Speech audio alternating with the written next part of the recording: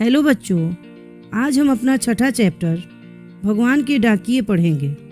ये पाठ एक कविता है। इसके रचयिता हैं सुप्रसिद्ध कवि रामधारी सिंह दिनकर। रामधारी सिंह दिनकर का जन्म 23 सितंबर 1908 बेगूसराय बिहार में हुआ था और इनकी मृत्यु 24 अप्रैल 1974 में चेन्नई में हुई थी। इनका जन्म साधारण किसान परिवार में हुआ था। इनका बचपन और किशोरावस्था गांव में ही बीता। यही कारण है कि दिनकर की कविताओं में एक तरफ प्राकृतिक सौंदर्य देखने को मिलता है तो दूसरी तरफ वास्तविक जीवन की कठोरता की झलक भी स्पष्ट रूप से देखने को मिलती है। वैसे तो राष्ट्रकवि दिनकर ने साहित्य की दोनों विधाओं गद्य और पद्य को लिखा है, परंतु इन्हें वास्तविक प्रसिद्धि काव्य के क्षेत्र में मिली है। इन्हें राष्ट्रकवि का दर्जा प्राप्त है। राष्ट्रकवि दिनकर मुख्य रूप से वीर रस के कवि माने जाते हैं, जिनकी भाषा में ओज और देशभक्ति का समावेश स्पष्ट रूप से देखने को मिलता है, परंतु कहीं कहीं इनकी कविताओं में श्रृंगार रस का प्रभाव भी देखने को मिलता है। इनकी कुछ प्रमुख रचनाएं हैं रश्मि रथी, उर्वशी, हुंकार, परशुराम की प्रतीक्षा इत्यादि। साहित्य के क्षेत्र में इनके उत्कृष्ट योगदान के लिए इन्हें पद्म भूषण, साहित्य अकादमी पुरस्कार, ज्ञानपीठ पुरस्कार इत्यादि से नवाजा जा चुका है। ये कविता रामधारी सिंह दिनकर जी द्वारा लिखित एक बड़ी ही सुंदर और प्रेरणादायी रचना है। इसकी भाषा सरल एवं सहज है।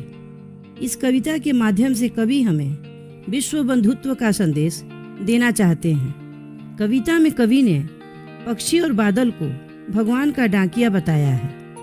जिस प्रकार डाकिया हमारे लिए संदेश लाते हैं, उसी प्रकार पक्षी और बादल भगवान के डाकिये हैं। भगवान इनके माध्यम से पेड़ पौधों और पहाड़ों को संदेश भेजते हैं। कवि कहते हैं कि प्रकृति कभी भी दो देशों और उनके सीमाओं के बीच भेद नहीं करती। एक देश से आने वाली खुशबू को दूसरे देश में जाने से कोई नहीं रोक सकता है। एक देश से उठने वाले बादल दूसरे देश में पानी बनकर बरसते हैं। पक्षी इस देश से उस देश में बेरोक टोक विचरण करते रहते हैं। उसी प्रकार नदियाँ एक देश से दूसरे देश की ओर कलकल करती बहते रहती हैं और वहाँ के लोगों का बिना किसी भेदभाव के भरण पोषण करती हैं। बच्चों, यहाँ कविता के कुछ कठिन शब्द दिए गए हैं, आइए उन्हें देखते हैं। बाँचना, पढ़ना या सस्वर पढ़ना, आंकना, अनुमान करना, पाँख, पंख या पर, सौरभ, सुगंध या खुशबू। कविता का पहला हिस्सा है पक्षी और बादल। ये भगवान के डाकिये हैं जो एक महादेश से दूसरे महादेश को जाते हैं। हम तो समझ नहीं पाते हैं, मगर उनकी लाई चिट्ठियाँ पेड़ पौधे, पानी और पहाड़ बाँचते हैं। प्रस्तुत पंक्तियाँ हमारी पाठ्य पुस्तक वसंत भाग 3 में संकलित भगवान के डाकिये नामक कविता से ली गई है। इसके रचयिता रामधारी सिंह दिनकर हैं। इन पंक्तियों में कवि ने पक्षी और बादल को भगवान के डाकिये के रूप में दर्शाया है। कवि कहते हैं कि पक्षी और बादल भगवान के डाकिये हैं जो भगवान के संदेशों को एक देश से दूसरे देश अर्थात पूरी पृथ्वी पर बांटते फिरते हैं, परंतु मनुष्य अपनी सीमित एवं छोटी सोच के कारण इन संदेशों को नहीं समझ पाते। इन संदेशों को पेड़ पौधे, पर्वत एवं नदियां ही पढ़ पाती हैं और अच्छी तरह से समझ पाती हैं। कहने का तात्पर्य है कि पक्षी और बादल देश की सीमाओं का परवाह किए बिना इस देश से उस देश में भ्रमण करते रहते हैं और हमें भी आपसी प्रेम और त्याग का संदेश देते हैं। जबकि मनुष्य जो स्वयं को बहुत ही बुद्धिमान समझता है, वह खुद को देश की सीमाओं में जकड़ कर रखता है, यानी स्वार्थ से घिरा रहता है।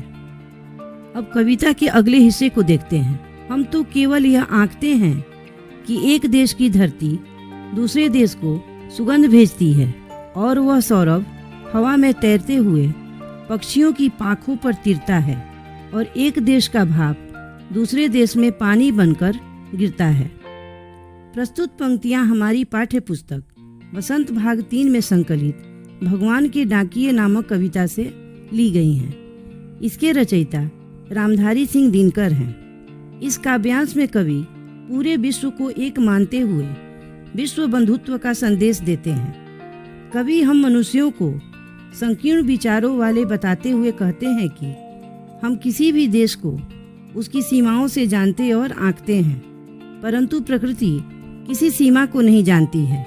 यही कारण है कि धरती पर व्याप्त फूलों की महक हवा में तैरते हुए एक देश से दूसरे देश को सुगंधित करते रहती हैं। पक्षी भी उड़ते समय देश की सीमाओं को नहीं मानते और एक देश से दूसरे देश में विचरण करते रहते हैं।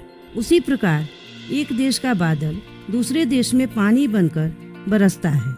इन पंक्तियों के माध्यम से कवि हमें बताना चाहते हैं कि हमें भी भगवान के इन डाकिये अर्थात पक्षी, बादल और हवा की तरह सीमा रहित सोच के साथ प्रेम और सद्भावना के संदेशों को फैलाना चाहिए।